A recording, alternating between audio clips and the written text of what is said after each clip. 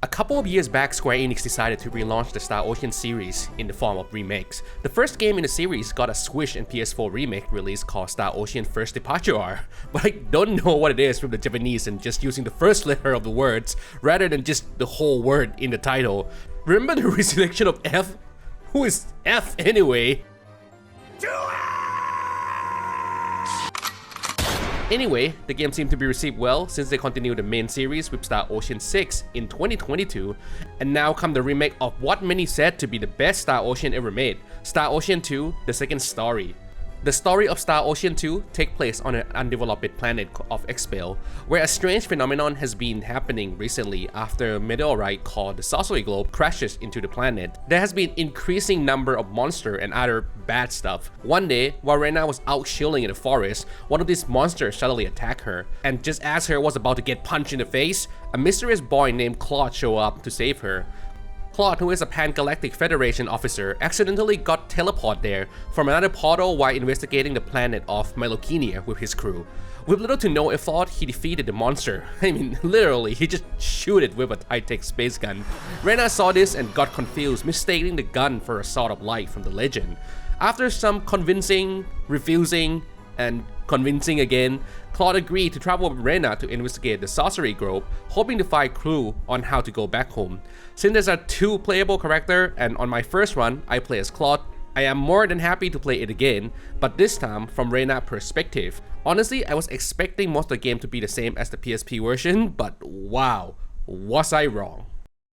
Star Ocean 2 R combat remained true to its original, being an action RPG base. You can attack normally and use special attack at the cost of MP, but there are another element to enemy HP, and that is shield.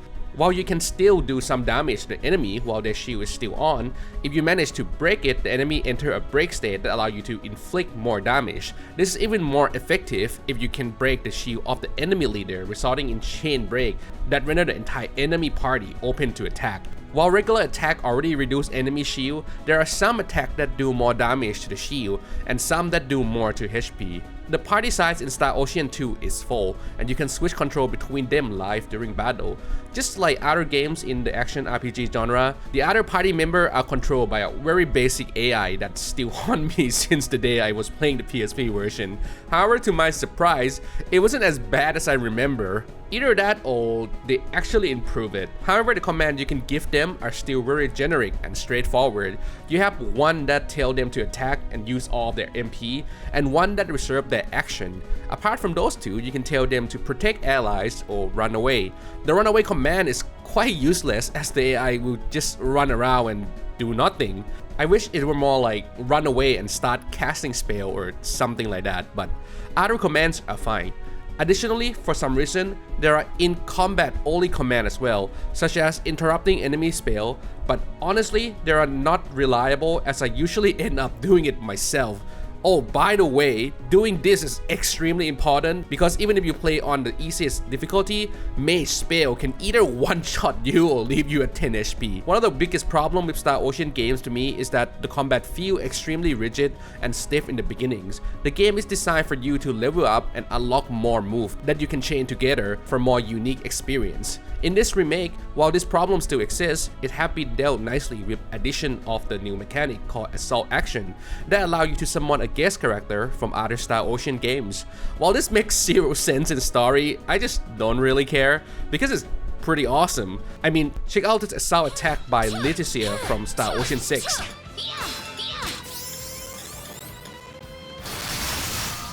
Pretty cool, right? Apart from the guest character, you can also put your party member who are on the bench into Assault Action as well. Not only that, but you can change their attack skill as you unlock more of them later in the game. Just like other attack, some do more damage to HP and some do more damage to the shield. So organize them well before going into the battle. At the bottom right of the screen, there are sphere UI that fill up as you fight enemy. You'll get more buff as it fill up depending on the formation you set for the party. During my playthrough, I used formation that increased my range character attack while I had Claude holding the line. Speaking of range character, another thing to mention is that in the original version, when you cast a big spell, the entire battle would stop until the spell animation was complete. Kinda like in the older Final Fantasy game, but the problem is, since this is an action-oriented game, it's really disrupt the flow of the battle and can be really annoying. Worry not though, as in this remake, you now have an option to skip the animation. Although the transition between casting the spell and battle is still a bit stiff, I still appreciate the feature being added. I mentioned that the party size is full, but that's only during the battle. The full party size you can have in this game is 8, but what you need to know is that there are more than 8 recruitable characters in the game, and some of them are story specific. Well, actually only 2 are. Leon, who is Claude exclusive character, and Diaz, who can only be recruited in Rena's story. Speaking of recruiting, this game used to be pretty annoying when it's come to recruiting character, as many of them require starting their quest through private action. Private action is a mode you can switch to in order to experience different size story. Many of these can only be triggered depending on who is in your party at the time. Back in the PSP version, you had to enter private action mode, which I will be calling PA from now on, before entering the town just to see if there were PA size story or not. But even worse, some PA were in older town that you had already visited. So after recruiting a new character, you had to walk back to all those older town and turn on PA mode just to check for new story. But thank goodness for this remake. You don't have to do that anymore since the PA are marked on the map. Not only that, but you can switch into PA mode right inside the town, unlike the PSP version where I actually missed a lot of character recruitments since I didn't trigger their PA. You say something contains spoiler? Yeah, sure. Ashton? Who's Ashton? Yeah, who's Ashton? By the way, another problem in the original was that it sucks to walk back to older town since it could take a lot of time. But again, you don't have to worry about that because the fast travel features is included in the remake. In the original, Star Ocean 2 was known for its popularity random encounter, and the encounter rate was pretty brutal, but nothing out of the ordinary for JRPG back in the day. God, I can't believe we used to live like that, where every couple of steps led to an encounter. However, the remake has modernized this aspect of the game by showing mob on the maps that you can choose to run into or avoid. It's a great quality of life update because when my level is already where I want it to be, I sure don't want to waste any precious times fighting weaklings for leftover XP. But that's not all. There's also a new ability called Bodyguard that allows your party member to crush weak mob for quick XP and reward without engaging in actual battle. Whoever is in charge of this remake really deserves a raise. Heck, just give the entire team a raise.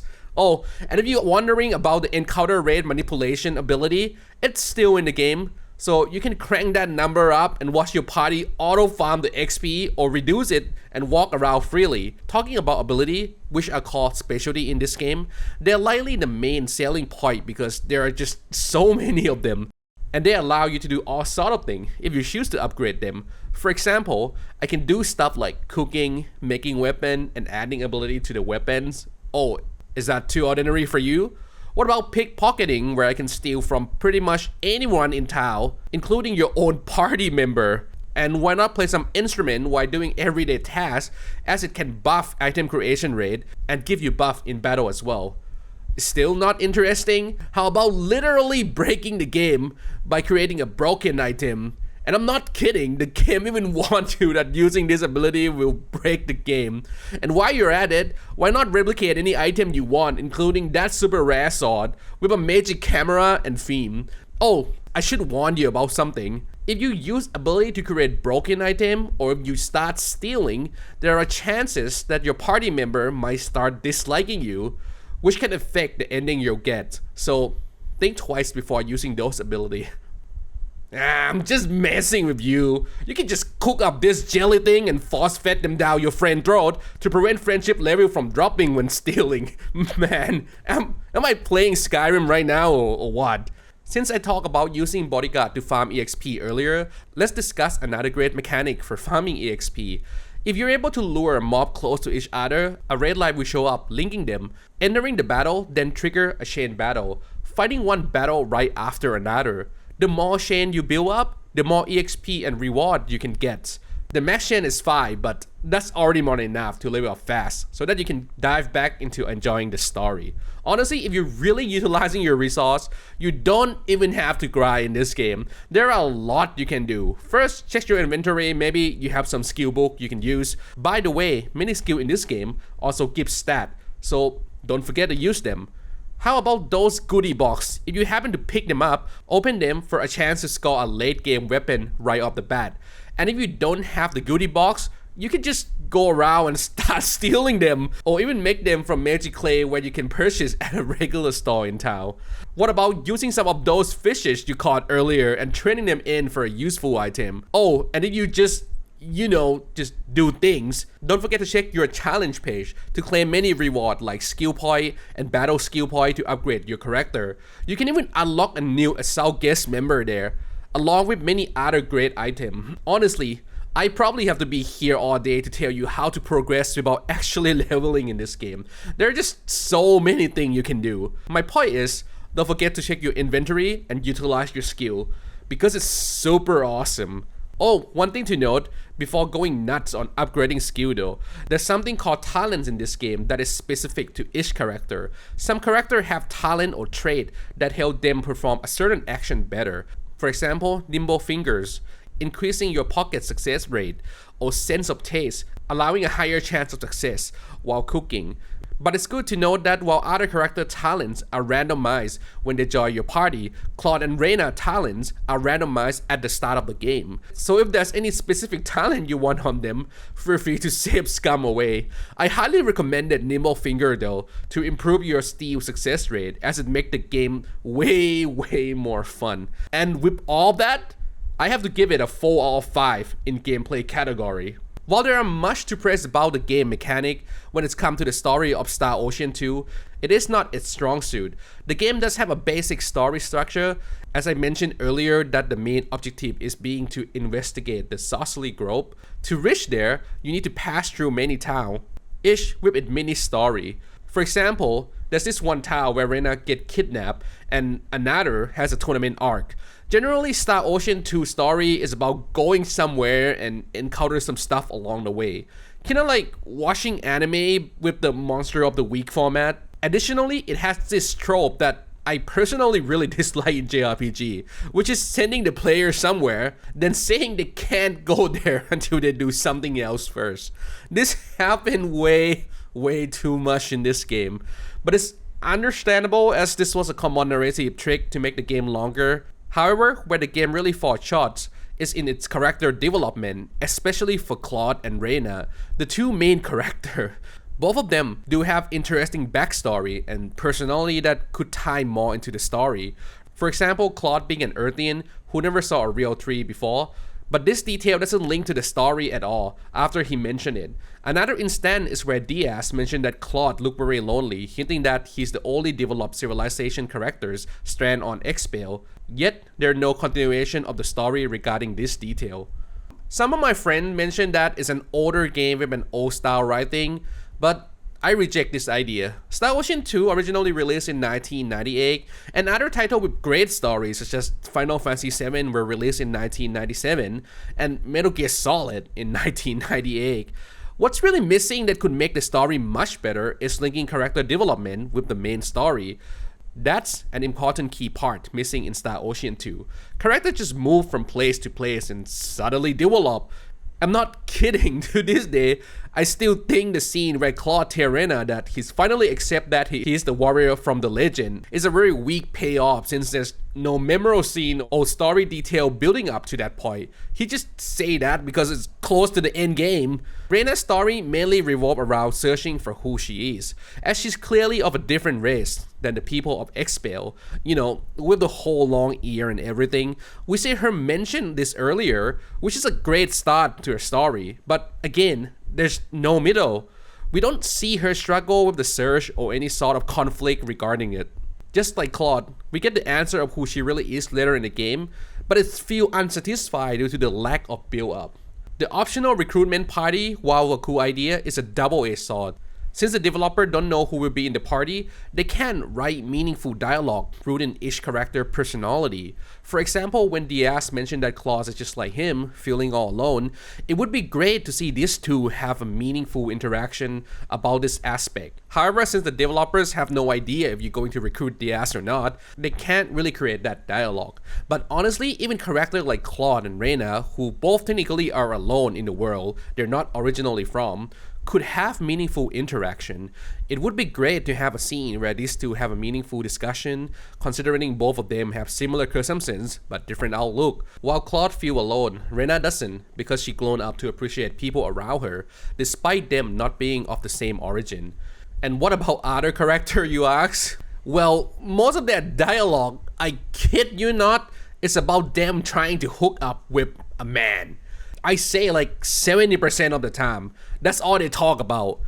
As for the guys, I don't know. I have no guys in my party except Diaz, but yeah, he's just laying in bed and having a nightmare about his little sister. I mean, it could be a cool story to explore, but nope, we're not doing that in this game. Apart from weak character development, this game also failed when it's come to expressing emotional events. The biggest event regarding this might have been when X-Spell was destroyed, which should be very devastating. But since there were no meaningful scene or connection leading up to it, as a player, I just didn't care.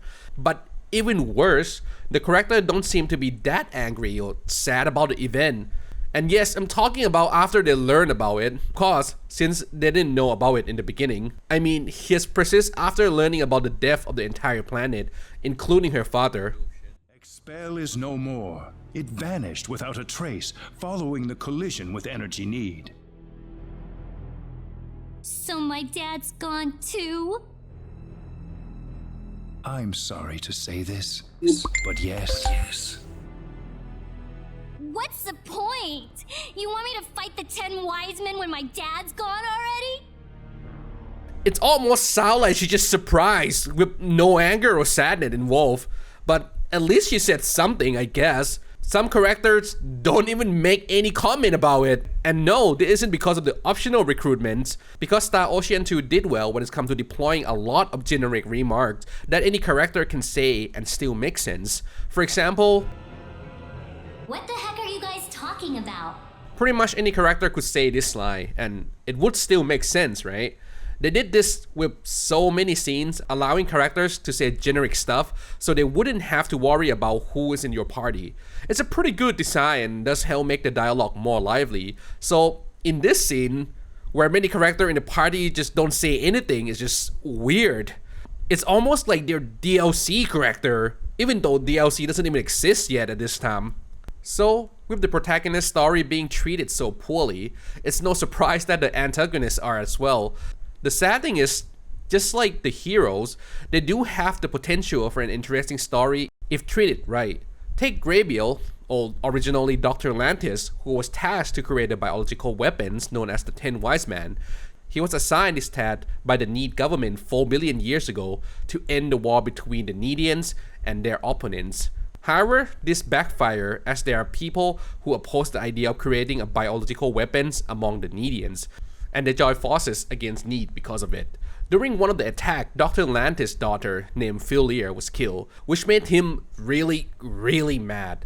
This resulted in him reprogramming the Wise Man purpose to demolish the universe that he now deemed imperfect. Apart from reprogramming the Wise Men, he also created another being in the shape of his daughter and named it Philia, attempting to resurrect her. And he put his consciousness into the final creation named Gabriel. By the way, this is just a gist of it. There's quite a bit more I could talk about regarding this guy, showing that the writer really thought about the backstory. I just really wish they put the same effort into character development and their journey. And you know what else? They actually implement Philia into the games. You meet her at the city of Kurik before it was destroyed. And there's a PA event for her as well. But rather than keeping her around for more interaction with the main cast, or even better, letting her meet Gabriel, they get rid of her right after her second PA. Why? Well, at least it's kind of cool that completing her PA will remove the limit on Gabriel, making him stronger. And at least you get to hear his little speech about Philia, which I really wish they had more of. Philia. She was everything I had. Ophelia never would have gone through any of this if it weren't for you. A universe without Ophelia is just a universe of garbage. I'm going to make it vanish without a trace. But first, I'm going to use all my power to tear you apart, limb from limb, for taking Ophelia away from me. Anyway, one of the selling point of this game is that it has many endings, like 99 of them, but I'm telling you right now that it's more of a gimmick than anything meaningful. All of these endings are unlocked based on the friendship level between the characters. For example, during my playthrough, Diaz didn't make any meaningful connection with anyone, so he showed up alone in his ending. And here, Celine and Opera show up together because they had a good relationship with each other. And what do you know? They just discuss and feel sad about the fact that both of them are about a man, which is honestly quite hard to believe because Oh.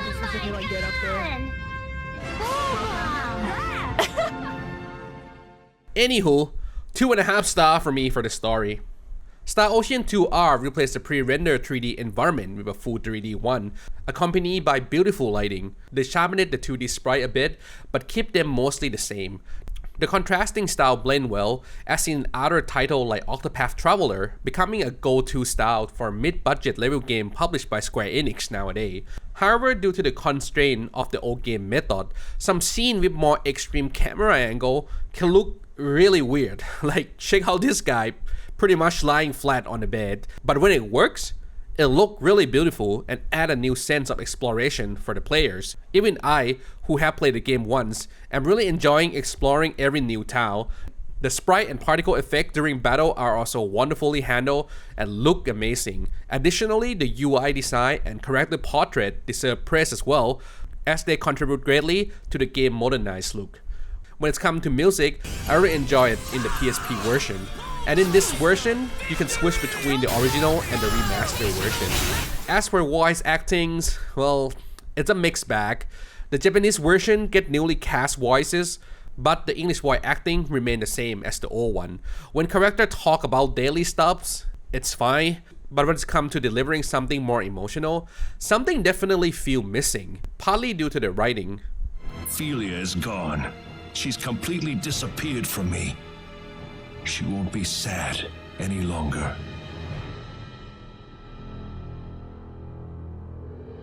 Oh no! Oh no? Oh no, really? Beside that, while there are a ton of voice dialogue, some of it feel misplaced.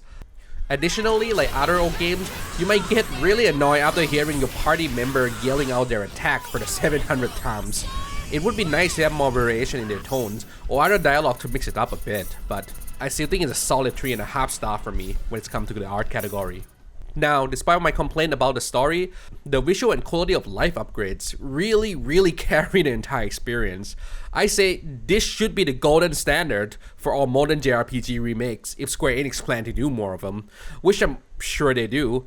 And if you are a JRPG fan, this game is an absolutely must-buy to include in your collection. While you might not remember the story as time passes, you won't forget the experience you had with the gameplay. So at the end of the day, I give Star Ocean 2R a 4 star out of 5 for my overall satisfaction. And now, I wait for Star Ocean 3 to be remade.